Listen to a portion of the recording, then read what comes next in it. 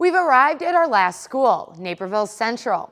2018 quarterback Peyton Thorne leaves big shoes to fill as he heads off to Michigan State. Will the Redhawks be able to overcome that obstacle and deal with a very difficult schedule? Patrick Cotto takes us out to our final team. As the school year begins, the stands at Naperville Central remain empty until September 6th, when the Redhawks compete in their first home game against Lincoln Way East. After a second-round playoff exit last season, the two-time defending DVC champions have few returning starters in 2019, but head coach Coach Stine believes it's next man up for the senior class. We traditionally are a senior-dominated football program, and juniors don't play a lot, and sometimes we have guys that people don't know a lot about, but they're really good players, and I think that's going to be the case this year. We're going to have some senior names that people won't know a lot about, but they're going to be surprised at how good of football players they are. Central has produced many good quarterbacks in the past, but this year, the Redhawks will be throwing a quarterback under center who will take his first varsity snap on August 30th, and that player is Sam Jackson. The second-year transfer from Bolingbrook played wide receiver last year, hauling in bombs from quarterback Peyton Thorne. This year, as the signal caller, Jackson believes he can get his receivers on the right page. I can teach my receivers where I want them to be at and how to get open, some things off the line, and like different routes that we can run and stuff like that. Stine thinks Jackson's ability at quarterback will be a big factor this fall. That's his natural position, and his quarterback skills are off the charts. He can make all the throws.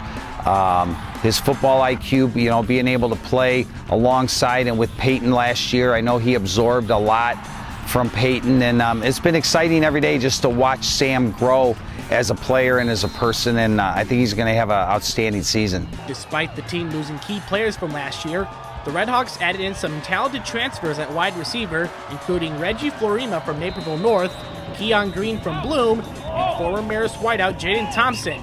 Thompson's new teammate Jackson thinks this will be a big boost.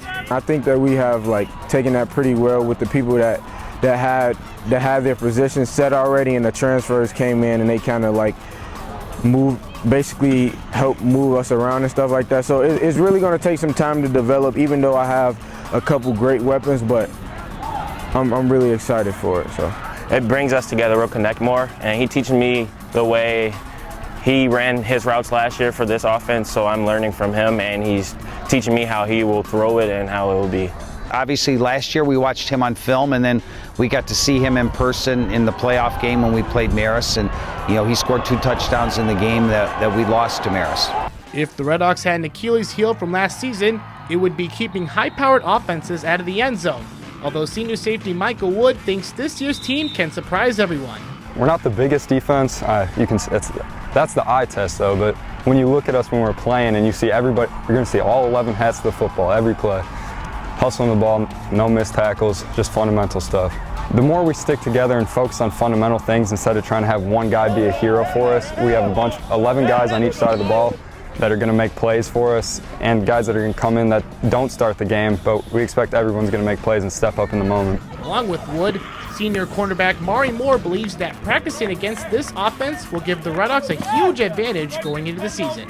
I expect a lot of picks. They get to the quarterback quick and get the quarterback to get the ball out quick, so we're going to get those. We practice against some of the best guys in the state, so when it's time to play them, the other teams, just bring the dog out of you.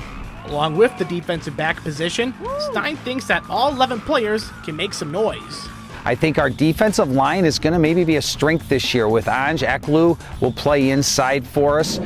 Sean Key and Nolan Naninga are both long defensive ends that have had great summers, and we're excited to see what they can do. And then we got some younger kids. They're going to be juniors that had great sophomore seasons last year. I think they're going to fill in nicely at the linebacker spot. After finishing last season with the record of 6-3, the Redhawks know if they want to win another conference title and get back to the state title game, they will have to play through another challenging schedule.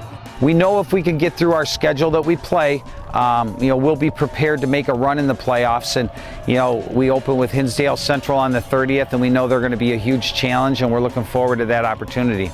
Along with Hinsdale Central, Naperville Central will also face perennial title contender Lincoln Way East, followed by a road trip to Ohio to take on Pinkerton Central before opening up conference play with Mattia Valley.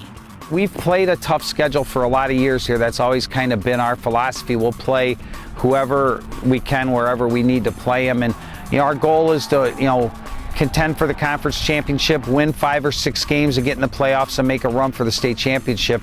Reporting from Naperville Central, for Naperville Sports Weekly, I'm Patrick Cotto.